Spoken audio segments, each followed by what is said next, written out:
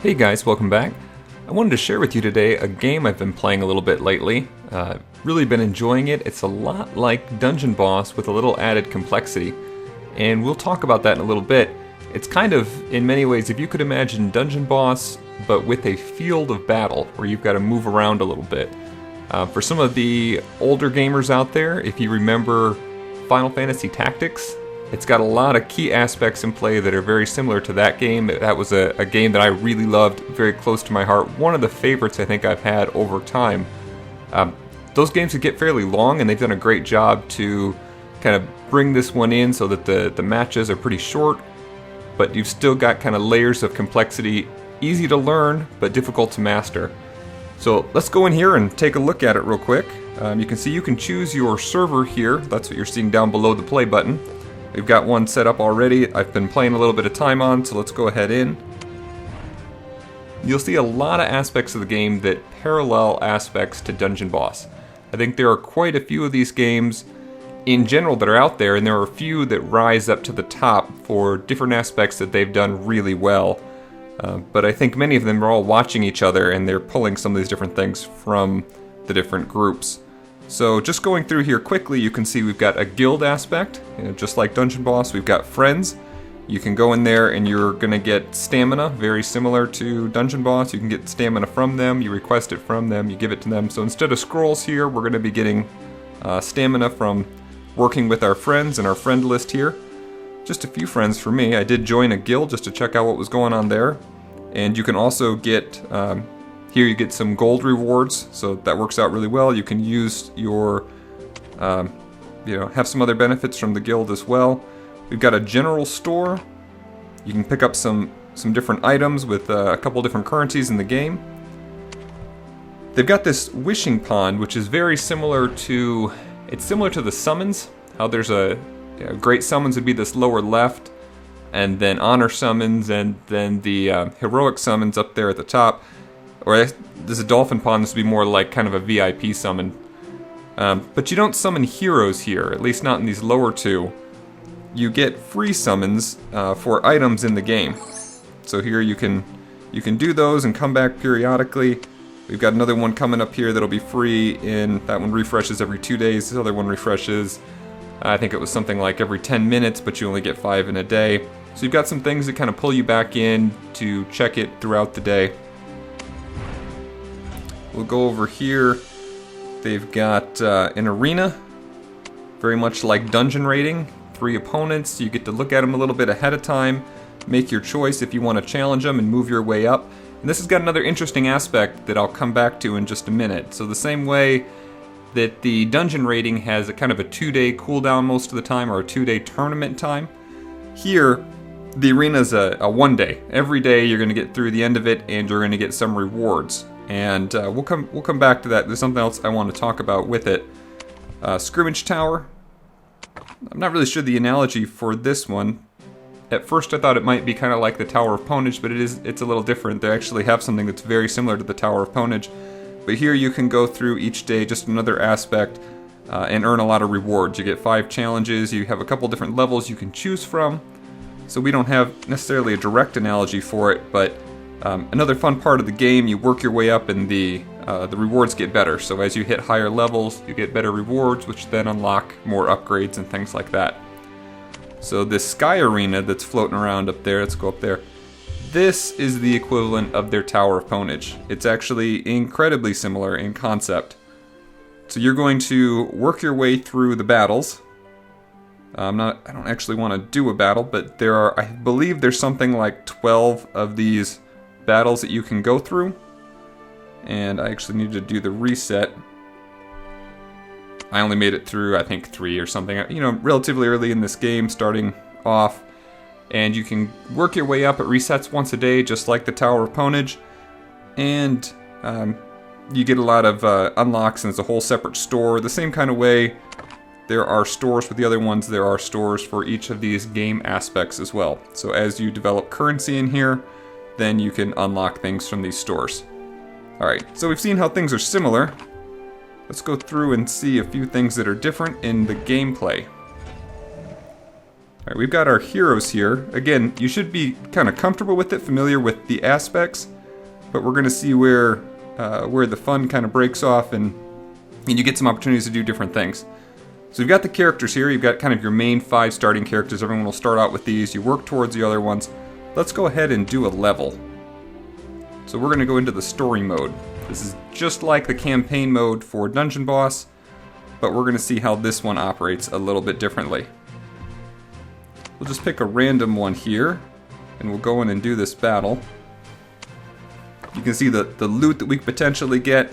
We get to set up our characters, and this is really the biggest differentiation. This is one of the biggest things, I would say. So you can choose these characters, and there are ranged characters, they're magical type, there are melee. You've got all the different classes you could expect in a game like this. But you can position them to defend your weaker characters.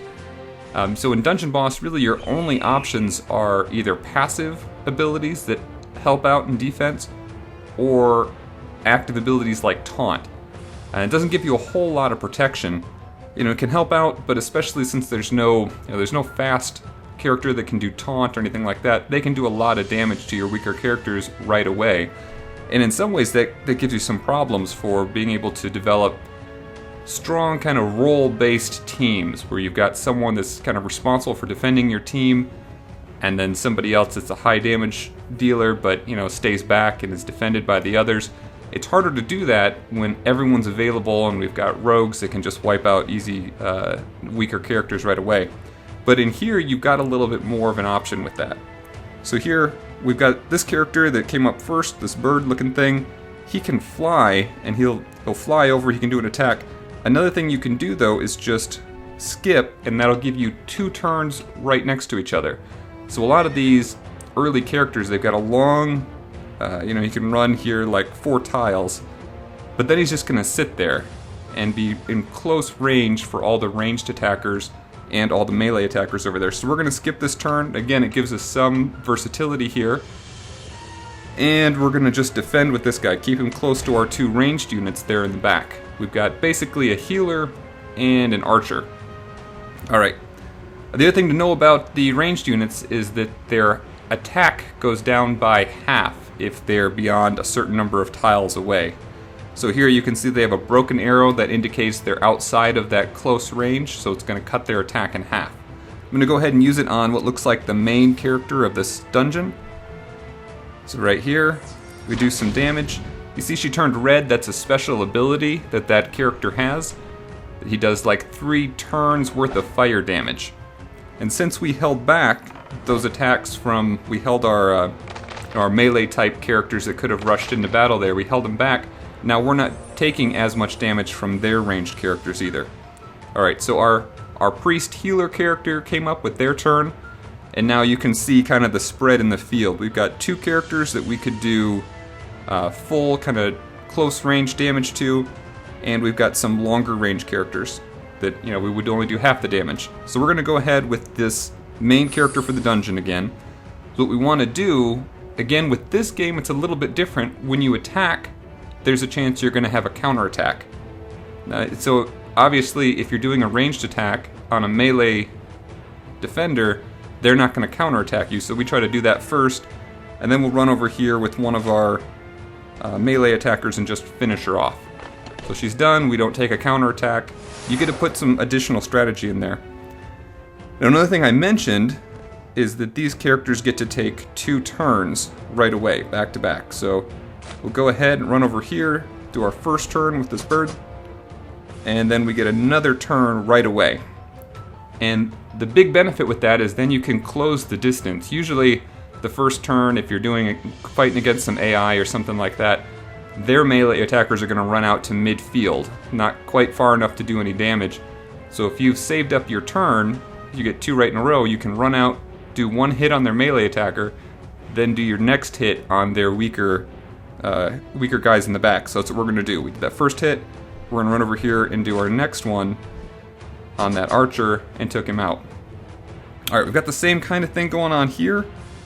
We already did our first one, we're going to run over here and just wait for our next turn.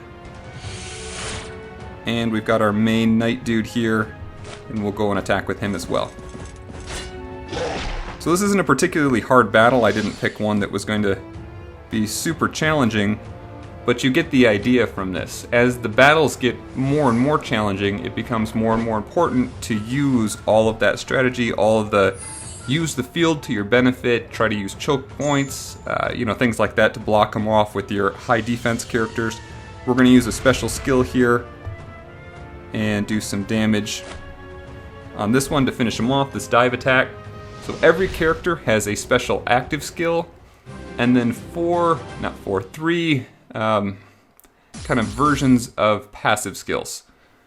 So when I say versions, they're not all strictly passive, like that first one where the archer attacked, and then there are going to be 3 turns of fire damage that character would absorb every turn for 3 turns. That's an example of one of their kind of passive type skills. It doesn't come up on every attack. It comes up on the first attack and like the 3rd or 4th attack, and then again later on. So that's kind of a form of a passive benefit. They also have passive traits like raising the attack for their whole team for a couple turns, starting on a certain turn and ending a different one. So there are pros and cons on the passive side, so you can put teams together that have a lot of benefits. And then also on the active side, trying to find those skills that are going to be really useful to work together as a team. Alright, so we're done with this. You see we collected a bunch of loot. Those things can be combined, again in a system that's a little different than what we've seen from Dungeon Boss. And it's actually something that I've hoped for quite a while. I kind of felt like it was missing when I started playing Dungeon Boss. There's no way to further customize your characters. So every Igo Rock is the same. And there's different star levels, and there's a couple different ascension levels. But otherwise, you can't make a decision on, I want my guy to have a little higher defense, I'm going to sacrifice attack or something like that. I'm going to, basically form a team in a certain way to kind of boost up the strategy. You could do things like take those really tanky units and make them even tankier, add on to their health, or take a tanky unit like Igo Rock and maybe further increase his attack to make him, push him a little further away from that initial kind of tank type unit that he is, and make him more of a fighter. Those kind of things I think would be really interesting to do. You could try to make healers that last a little longer, or healers that are really they're flimsy but they have huge heals. Just different things you could push around, but there's no way to really customize them. And here, at least there are a few additional aspects for leveling up your characters in different ways. So one of the first things is that equipment that you collect, you can then use and equip it on your characters, but not in a traditional sense where you're going to equip it and then take it off later and put something else on. You actually absorb it into your character after you get a full set. So once you get 6 pieces, and unfortunately I can't show you doing this right now, you're going to basically promote them up to that next level, and they absorb all of the traits for that set of equipment. So all the numbers in blue here under attributes, if you see health, you see kind of a base number and then plus 900. Once we get that last piece of equipment, we're going to be able to promote him up to that next level, and he's going to then absorb all of those attributes. Those will then become his base attributes, and we'll have new equipment that we try to build this character in with. So you can imagine there's a level. This character is level 35, but you could have a vastly different character. I think I've gone through promoting him something like 4 times now. And so he has much higher stats than another character that you might have, the same type of character, but if he hadn't been promoted as much. Similarly, we've got the star system here up to 5 stars, so you can collect effectively hero tokens, and that will also increase the stats. It just gives you a couple more ways to work towards increasing your character. Alright, and then the skills. I mentioned that there were, there's 4 skills total. There's 1 active skill that comes up with kind of a, if you're again, Final Fantasy series, there were limit breaks. I think there are a number of other games since that time that have come up with something similar. Basically, some kind of a bar that builds up based on the number of turns you take and the damage that you do. If you finish off a character, that fills your bar a little bit more. This is kind of an in-game, bar that's getting filled, or within a single, within a single battle. And so as you fill that up, then you can use that active skill. And so here it's usually the first skill that they have listed here, and the rest of them are additional semi-passive skills that are going to help them out in different ways or help out the rest of the team. So here there's the pyro arrow that we talked about before that's going to add extra damage, but only on the 1st, 4th, 7th, continuing on rounds from there. And then we've got some other things that are going to add damage for the rest of the team. You're going to mark somebody. And another skill that I haven't been able to open up just yet. You've got to continue to level up this character. So we've got some interesting things that way. You can see there are lots of different characters here. And again, having the field of battle, having kind of that tile-based field, it adds a lot of depth. There are things you can do. One of them that I'm working towards is opening up some other ranged characters. There's a lot of benefits to using ranged characters, especially if you can, have a single or just one or two characters that kind of close down the field in a certain area, so you can just keep using those ranged characters over and over again and keep them safe. So that would be a fun tactic to do for a lot of these different maps, whether it's on the campaign or when you're going against other, the higher level AI characters and some of those other aspects of the game, and even the arena. So just a lot of fun things you could try out. Similarly, you could have a really strong all melee team and just try to completely overwhelm other teams. It's nice you get to see their team, so you can put your own team together and use your own strategy there. So that's most of what I wanted to talk about here. Again, there's a 3-star system. A lot of aspects that should make it feel familiar enough that you're not learning a whole new system, but at the same time, new gameplay aspects that make it a lot of fun and add some interesting strategy elements. So that's it for now. I'll probably end up putting out some more videos on this. Like I said, I'm having a lot of fun with the game, and just having some new things to do kind of strategy-wise to mix it up a bit. So I hope you enjoy, and that last thing I was going to talk about, the arena. So I'm having a great time with Dungeon Boss as well. Don't get me wrong, I'm probably not going to be ending playing that game anytime soon. One thing I did a while back, I was checking out some other games, and I started this game up and I played it for a little while, and I got a little busy with the holidays and the move that I mentioned before, and so I stopped playing it for a little bit. But the nice thing was, I'd already gotten to opening up the arena, which happens really early in the game, and when that happened, that triggered arena rewards every day. So at the end of each tournament, again, as opposed to in Dungeon Boss where it's going to be like every second day, here you're going to get rewards every day, and they're significant. So if I look back at my mailbox, it's just full of these rewards going back over a month. So I've got all these rewards sitting there that are pretty decent. I've got a lot of in-game currency. I've got the gems basically, or the diamonds. I've got a bunch of gold. I've got these tokens that I can use to buy characters, and lots of them. So let's go into the shop, arena store here. So about 500 tokens here. I get 500 of them for every one of those, 500 or more for every one of those mailbox rewards. And you can see you get like 5 tokens for every 500 of those reward currency.